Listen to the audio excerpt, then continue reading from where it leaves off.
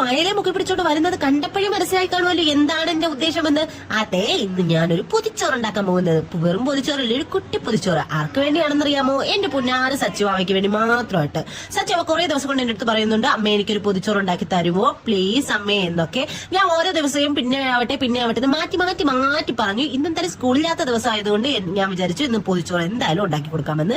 ആദ്യം തന്നെ വാഴയില നല്ല വെളിച്ചെണ്ണയോ ഉപ്പും തേച്ച് വാട്ടിയെടുത്ത്, എന്നിട്ട് അവിയലും തോരനും ചമ്മന്തിയും മീൻ പൊരിച്ചതും അച്ചാറും മുട്ട പൊരിച്ചതും വെച്ച് ഞാൻ നന്നായിട്ട് കവർ ചെയ്ത് പൊതിച്ചോറ് അങ്ങോട്ട് പൊതിഞ്ഞെടുത്ത് പേപ്പർ കൊണ്ട് പൊതിഞ്ഞെടുത്തു. പിന്നെ ഒരു റബ്ബറും ഇട്ടു.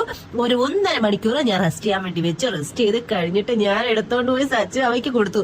സച്ചു അവ അത് തുറന്നു നോക്കി എന്റെ അടുത്ത് വെച്ചാണ്, ഇതെന്താ അമ്മ സ്ക്വയർ ഷേപ്പിൽ ഇരിക്കുന്നത്? ഞാൻ പറഞ്ഞു സ്ക്വയർ ഷേപ്പിൽ ഞാൻ മടക്കി വെച്ചത് കൊണ്ടാണ്. എന്തായാലും അവന് ഒരുപാട് ഇഷ്ടമായിട്ടുണ്ട്, നല്ല മണമൊരുന്നൊക്കെ എന്റെ അടുത്ത് പറഞ്ഞു. അവൻ എല്ലാ കൂട്ടാനും ഒരുപാട് ഇഷ്ടപ്പെട്ടു. ശരി, tata bye bye, see U.